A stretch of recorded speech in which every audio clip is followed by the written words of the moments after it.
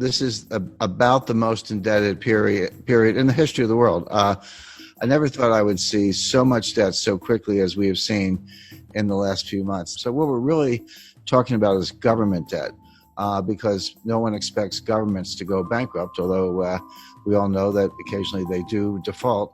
We've seen many cases of that, but certainly not the United States or the UK or Spain or France. No one expects any of those countries to default anytime soon.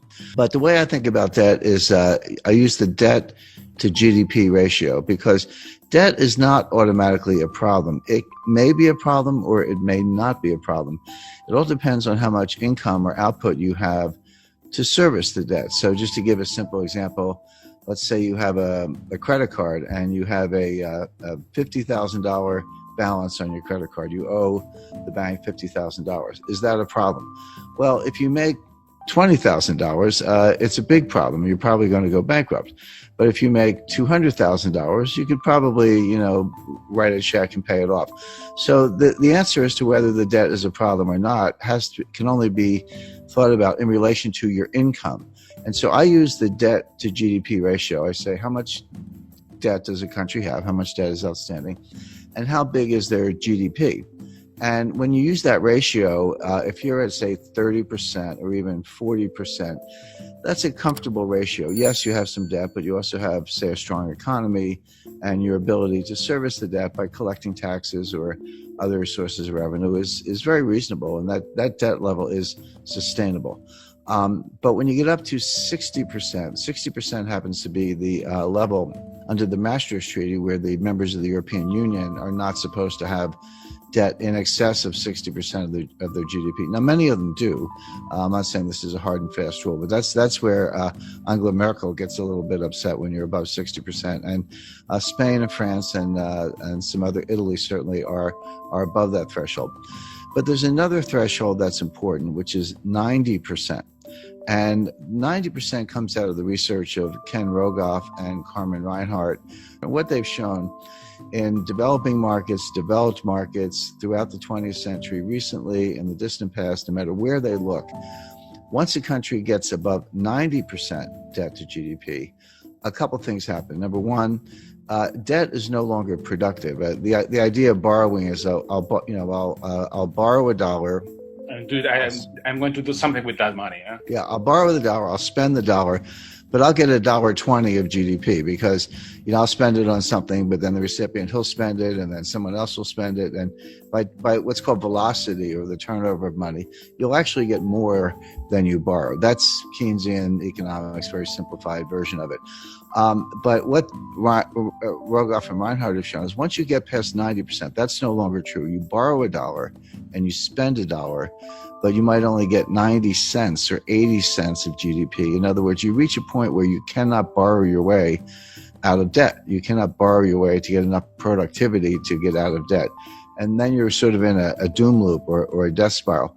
Well, I mentioned 30% is comfortable, 60% is a problem in Europe, 90% is this critical threshold. The United States today is at 106%. But we are very rapidly moving to 120%. When you take the additional $5 trillion of new deficit spending that the Congress has approved and put that on top. And bear in mind, the GDP has gone down, right? So your denominator is shrinking, your numerator is going up, which means the fraction is going up. And now the debt is well in excess of 100%. It's actually coming into 120%. So all of a sudden, the United States starts to look like Italy, or for that matter, Lebanon or Japan, which is the highest of all. Now, the modern monetary theorists, MMT, modern monetary theory, whom I completely disagree with. I know a lot of them. I know Stephanie Kelton. She's a big brain. She's one of the thought leaders. She has a new book coming out. They say, so what? They say it doesn't matter. That you can take your debt to GDP ratio to not only 100%, but 200%, or in theory, even 300%. It just doesn't matter for two reasons. Number one, you can always print the money to pay off the debt. By the way, everything I'm talking about does not apply if you're borrowing in a different currency. If you're Argentina and you print, pesos, but you're borrowing in dollars, that's a problem because you can't print dollars. But of course, the United States can print dollars. The ECB can print euros. Bank of Japan can print yen. And if that's the currency of your debt, just print up the money. What's the problem? And they have other solutions. If inflation starts to take off, just raise taxes. I'm not so sure about that. You borrow yourself into oblivion, you get inflation, and you think you can tax your way out of it. That doesn't sound like a very good way to go. But the bottom line is that all the countries, starting with the United States, but all the major developed countries, are now in these sky high and rising debt to GDP ratios. Now, the question is, what's going to happen next? Interest rates are extremely low. The central banks have made them low. So the debt service is not that great. The debt is huge. But if you're only paying, a fraction of 1%, it's not as if you're incurring a lot of interest expense, which of course adds to the deficit. So that's the first thing. We don't have inflation. People who say that, the money printing that the central banks are doing to buy the debt, which they are, is inflationary. That's not true. That's a kind of gross misunderstanding. Comes out of Milton Friedman, et cetera. It's not true. What does cause inflation is velocity, which is the turnover of money. People lose confidence in money, and they spend it, and someone else gets it and they spend it. Everyone's spending it because they want to run into hard assets, land, gold, silver, fine art, real estate, et cetera, or just buy a car because they think the price is going up, or a refrigerator, whatever it is. If you get that kind of velocity, inflation can happen very quickly. And we saw this in the late 1970s. So the real warning is not that any of these countries are going to default on their debt. They're not going to default on their debt because they can print the money. The danger is inflation. Now, if you said, do I see inflation right now? Absolutely not. We're going to see deflation, which is a different kind of danger. Deflation causes debt defaults because Japan has been trapped into that for 30 years. Yeah, and Japan's been in a depression, in my view, since 1990. My view, the U.S. has been in a depression since 2007. We're in our second lost decade. Japan's entering their fourth lost decade. But it's as if all the countries in the world are getting more and more like Japan. I had a meeting with Saki Kibara-san. He was very famous in the 1980s. He was known as Mr. Yen. He was an assistant finance minister in Japan, but he was called Mr. Yen. But very smart guy, very nice guy. And I confronted him on this. I said, Saki Kibara-san, your debt keeps going up and your debt to GDP ratio is sky high and your GDP is kind of flat.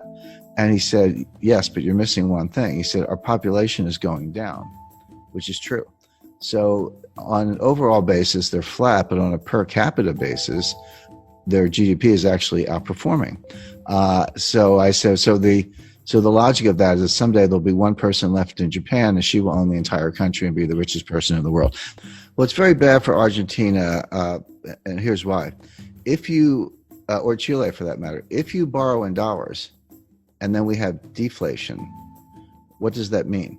It means the value of cash is going up, but it also means the value of the debt is going up. So even if you have very low interest rates, which we do, when you borrow in dollars and the dollar is worth more, that's what deflation is. Your dollar is worth more. That means your debt is also worth more, meaning you owe more debt in real terms. The nominal debt's the same. So if you borrow 100 million,